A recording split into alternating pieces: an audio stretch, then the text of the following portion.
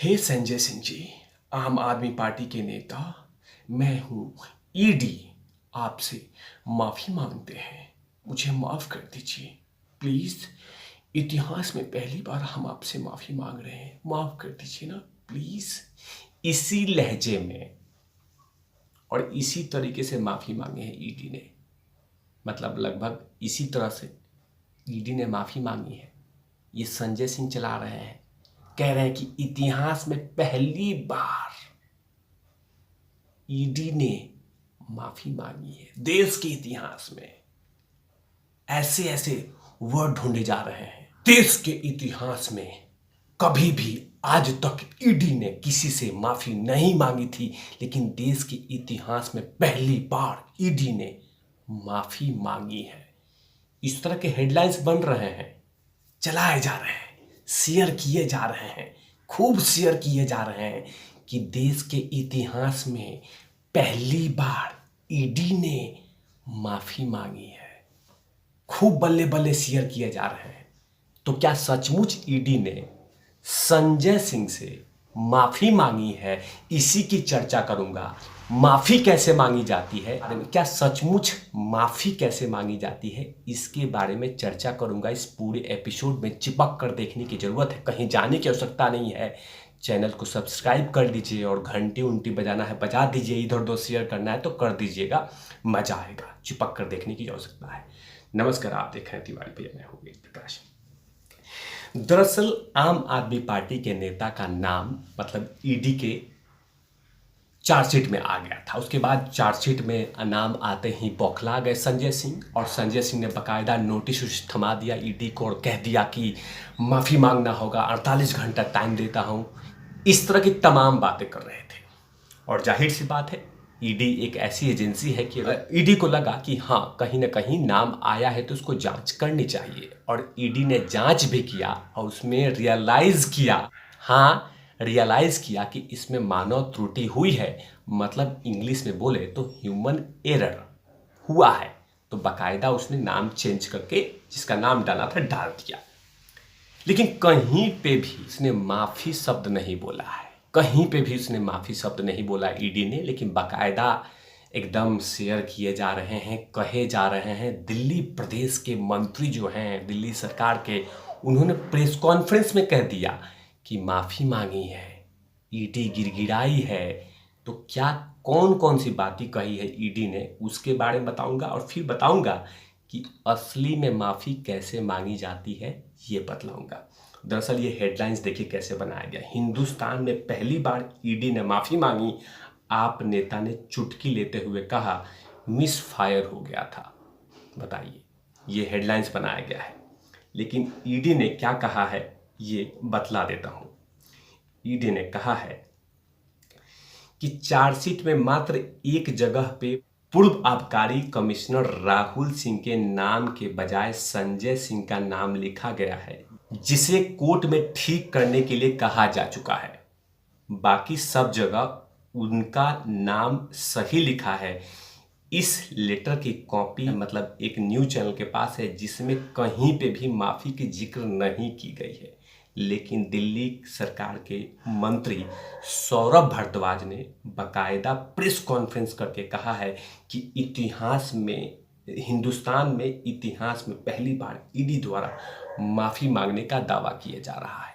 अब बताइए, मैंने कहा था ना कि ह्यूमन एरर को कैसे कह दिया गया कि हिंदुस्तान में पहली बार माफी मांगी है। इस तरह से कभी किसी ने माफी नहीं मांगी थी। माफी कैसे मांगी जाती है ये बतलाऊंगा, इसलिए यही पार्टी है जिसके मुख्यमंत्री अरविंद केजरीवाल हैं, जिन्होंने कि अरुण जेटली से नाक रगड़ रगड़ के माफी मांगी थी, नाक रगड़ रगड़ के। अब माफी की परिभाषा क्या होती है ये बताऊंगा। 2015 में अनर्गल बयान दे दे के, मन मर्जी की कहानी कह के किसी पे भी आरोप लगा देते थे, लेकिन फंस गए थे अरुण जेटली के चंगुल में। वही अरुण जेटली साहब जो कि अच्छे अच्छे लोगों की मुंह बंद करा देते थे अपने वकालत से, अब उन्हीं को इन्होंने घेरे में कर दिया था। लेकिन क्या था, अरुण जेटली जी ने जो मानहानि का केस डाला था उसमें नाक रगड़ के यही नहीं, संजय सिंह भी, राघव चड्ढा भी, ये तमाम लोगों ने माफ़ी मांगी थी। माफ़ी की परिभाषा क्या होती है ये बतला देता हूँ कि माफ़ी में कैसे कैसे शब्दों का इस्तेमाल किया जाता है।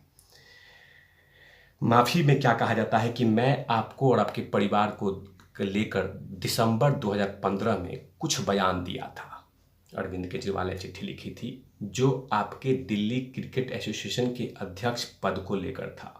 यह मामला फिलहाल दिल्ली हाई कोर्ट में लंबित है और दिल्ली के पटियाला हाउस कोर्ट में चल रहा है। मेरे द्वारा दिए गए बयान कुछ दस्तावेज जानकारियों के आधारित पे था जो मुझे कुछ लोगों ने मुहैया कराई थी। हालांकि अब मुझे पता चला है कि जो भी जानकारी मुझे मिली थी वो सही नहीं थी और उन गलत जानकारियों के आधार पर मैंने आपके ऊपर में आरोप लगाया था। इसीलिए मेरे द्वारा जो भी आरोप आपके ऊपर में लगे थे मैं उसको वापस लेता हूं। ये देखिए, वापस लेता हूं, इसको कहते हैं माफी मांगना, इसको कहते हैं नाक रगड़ना। लेकिन कहा जाता है कि ईडी ने माफी मांगी थी। देश के इतिहास में पहली बार ईडी ने किसी नेता से माफी मांगी थी। कहीं पे भी माफी नहीं मांगी है ईडी ने। ईडी ने सिर्फ कहा है कि ह्यूमन एरर, मतलब मानव त्रुटि हुई है और इस नाम को हटाया गया है, इस नाम को जोड़ दिया गया है। मतलब कहीं पे भी नाक रगड़ने की बात नहीं हुई है। लेकिन हाँ, ईडी है और ईडी को नीचे दिखाने की कोशिश हो रही है और ईडी को लेकर नरेंद्र मोदी पर लांछन लगाया जा रहा है कि नरेंद्र मोदी ने फ़ोन किया था, नरेंद्र मोदी ने ऐसा किया था, नरेंद्र मोदी ने वैसा किया था। लेकिन तमाम चीज़ें धड़ा का धड़ा रह गया और तमाम झूठ अब पता चल रहा है कि ऐसा ईडी ने कहीं नहीं कहा था। और वैसे ईडी ने नाम दिया था, कोई फांसी नहीं चढ़ाई थी।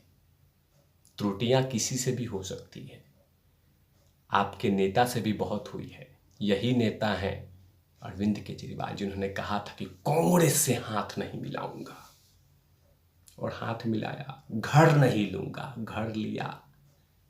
तो एक एजेंसी है, त्रुटियां हो गई है और कोई सजा उजा नहीं दी है, आपने नोटिस दिया।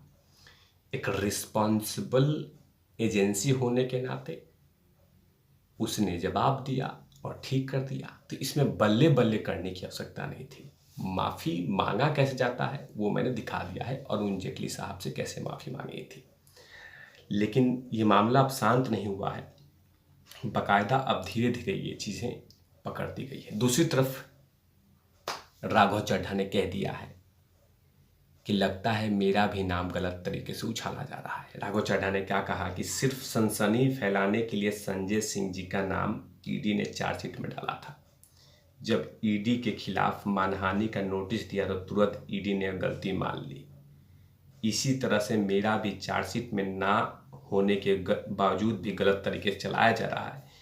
सालों की कमाई इज्जत में 1 मिनट में ख़त्म करने की कोशिश।